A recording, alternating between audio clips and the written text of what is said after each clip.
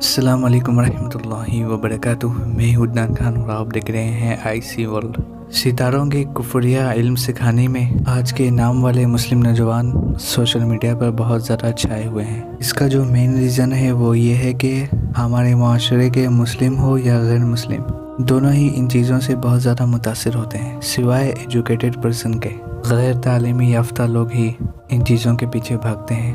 آج کے دور میں ستارہ پرستی کے رواج کی واضح دلیل اخبارات و مجلات اور دوسرے جدید وسائل ابلاغ، ریڈیو، ٹیلی ویژن، انٹرنیٹ، سوشل میڈیا میں ستاروں کی چال سے متعلق مستقل صفحات یا معلومات کا شائع ہونا ہے، جو بروج کے نام سے مشہور ہے، اور اس پر سال بھر کے بروج کا نقشہ ہوتا ہے، جیسے شیر، بچھو، بیل وغیرہ، اور ہر بروج کے آگے اس میں جو کچھ واقع ہوگا وہ لکھا ہوتا ہے۔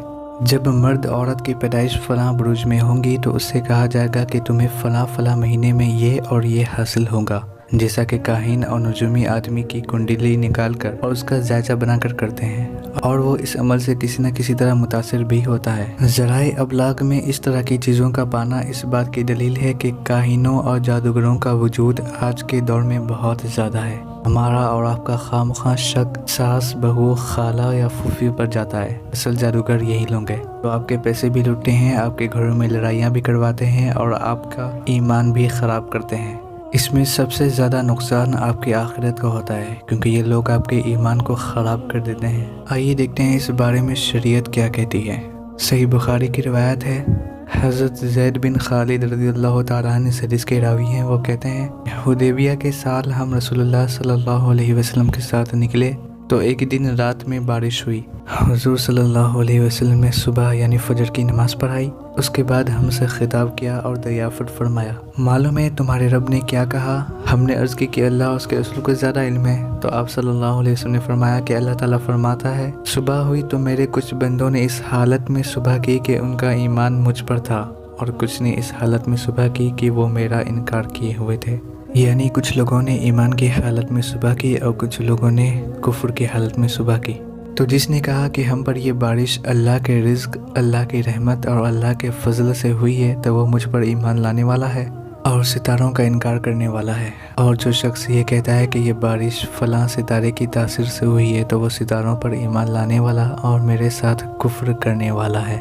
تو آپ تمام حضرات سے گزارش ہے کہ ان چیزوں کے چکر میں نہ پڑیں اور اس گناہ کو بھی چھوٹا نہ سمجھیں، آپ لوگ دائرہ اسلام سے خارج ہو رہے ہیں۔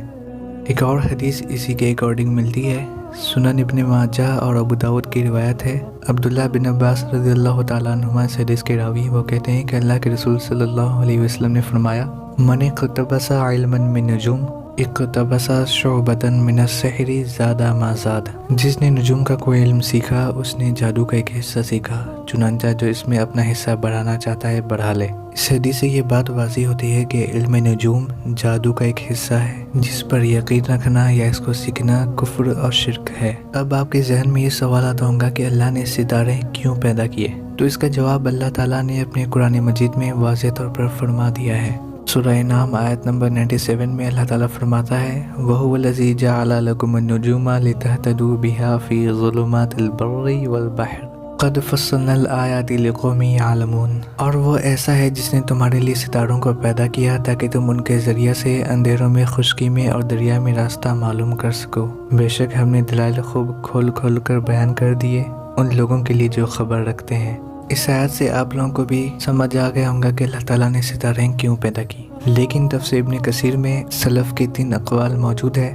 بعض سلف کا قول ہے کہ ستاروں میں ان 3 فوائد کے علاوہ اگر کوئی اور کچھ مانے تو اس نے خطا کی اور اللہ پر جھوٹ باندھا، یعنی کفر اور شرک کیا۔ ایک تو یہ کہ یہ آسمان کی زینت ہے، دوسرے یہ شیاطین پر آگ بن کر برستے ہیں جبکہ وہ آسمانوں کی خبر لینے کو چڑھیں، تیسرے یہ کہ مسافروں اور مقیم لوگوں کو یہ راستہ دکھاتے ہیں، جیسا کہ اللہ تعالیٰ نے قرآن مجید کی اس آیت میں فرمایا ہے۔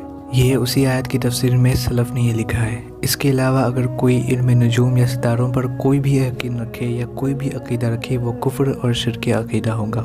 آپ لوگوں سے گزارش ہے کہ اس ویڈیو کو ان لوگوں تک زیادہ سے زیادہ شیئر کریں جو ستاروں کی تاثیر پر زیادہ متاثر ہوتے ہیں اور علم نجوم پر دلچسپی رکھتے ہیں۔ السلام علیکم ورحمۃ اللہ وبرکاتہ۔